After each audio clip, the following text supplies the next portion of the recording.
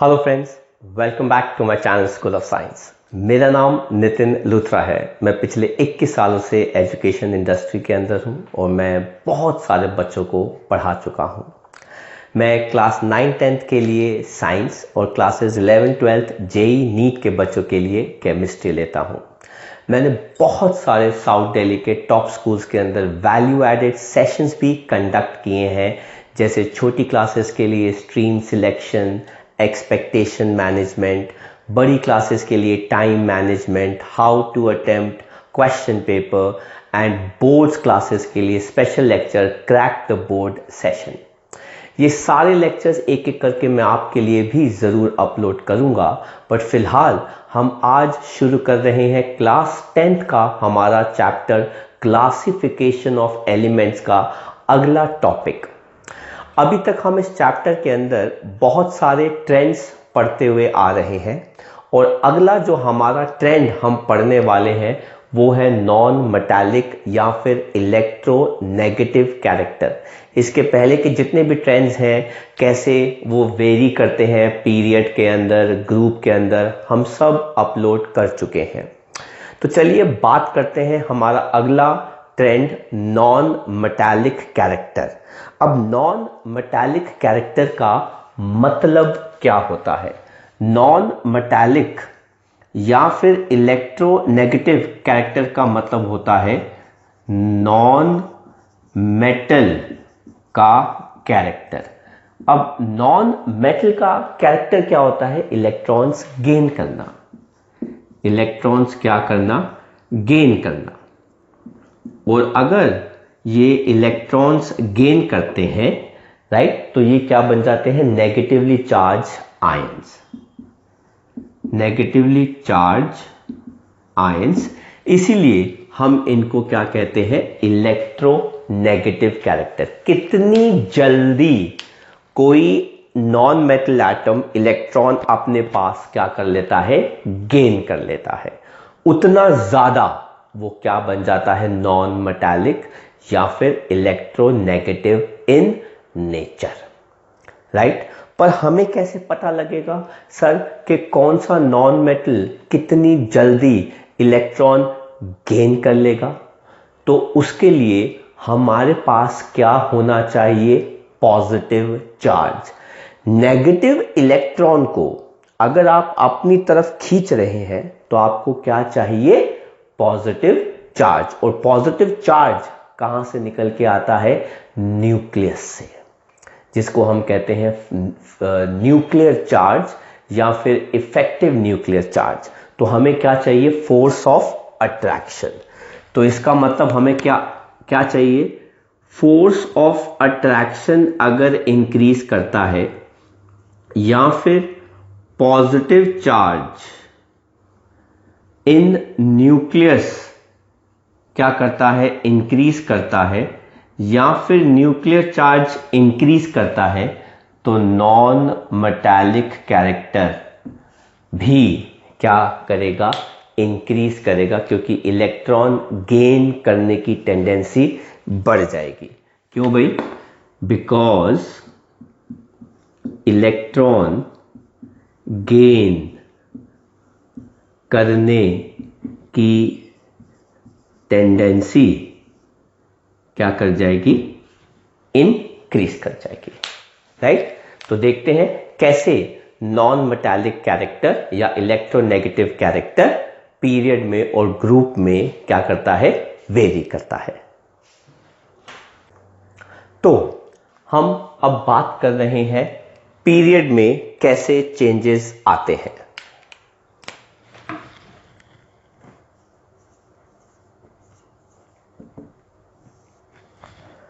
अब पीरियड में हम लेफ्ट टू राइट मूव करते हैं तो हमको पता है कि साइज जो है वो क्या कर जाता है? डिक्रीज कर जाता है, क्योंकि इफेक्टिव न्यूक्लियर चार्ज या फिर न्यूक्लियर चार्ज या फिर फोर्स ऑफ अट्रैक्शन क्या कर जाता है? इंक्रीज कर जाता है। तो हम इसको कैसे लिखते हैं? On moving left to right, atomic radius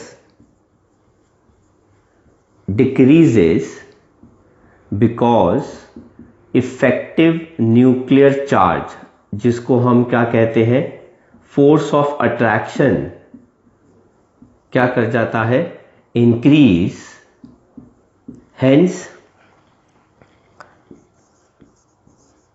tendency to gain electron क्या कर जाती है, increase, therefore non metallic character या फिर इलेक्ट्रो नेगेटिव कैरेक्टर क्या कर जाता है, इंक्रीज। मोर ओवर, अगर कोई नॉन मेटल जल्दी इलेक्ट्रॉन गेन कर रहा है तो उसका रिएक्टिविटी या उसकी रिएक्टिविटी जो है वो भी क्या कर जाती है, इंक्रीज कर जाती है। तो more over, if non metallic character increases, then its chemical reactivity also increases।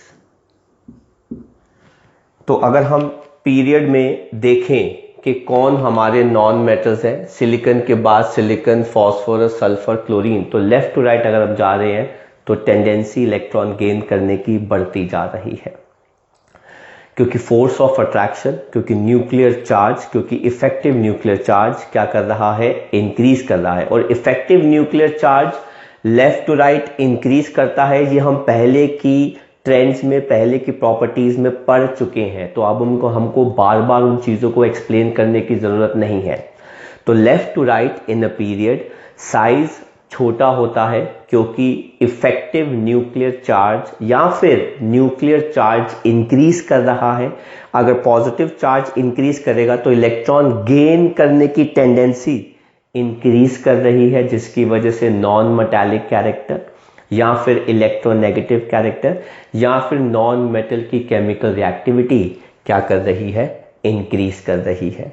इस वजह से सबसे कम नॉन मेटालिक कौन हो गया, सिलिकॉन, उससे ज़्यादा फॉस्फोरस, फिर सल्फर और फिर कौन आ गया, क्लोरीन आ गया, राइट।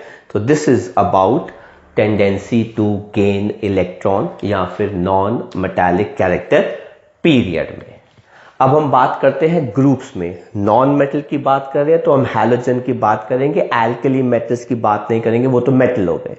तो ग्रुप में हम देखते हैं कि साइज बढ़ रहा है, तो एग्जैक्टली इसी का सब कुछ ऑपोजिट हो जाएगा। तो हम नेक्स्ट क्या पढ़ रहे हैं, ग्रुप में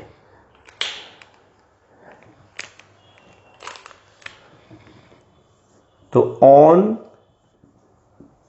moving down the group atomic radius increases because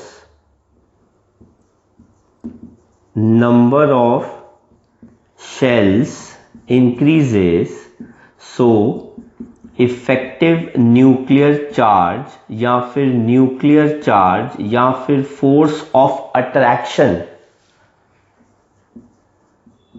for incoming electron क्या कर जाएगा, decrease, hence tendency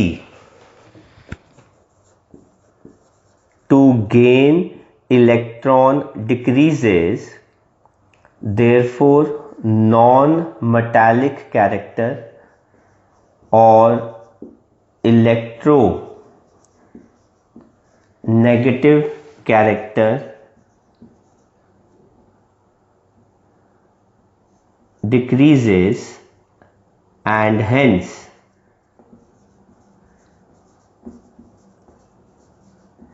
chemical reactivity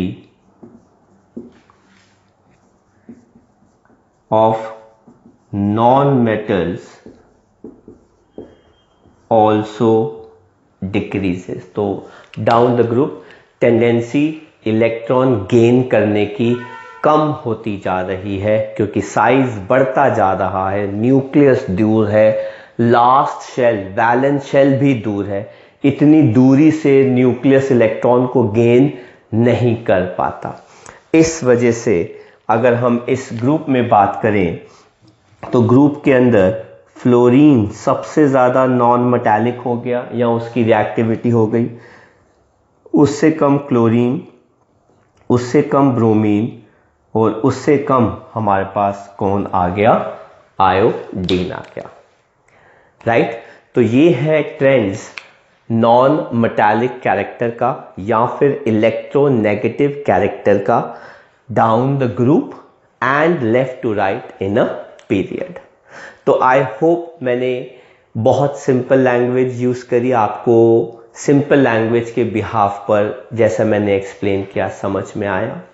अगर आपको समझ में आया है तो इस लेक्चर को, छोटे से लेक्चर को लाइक करना मत भूलिएगा।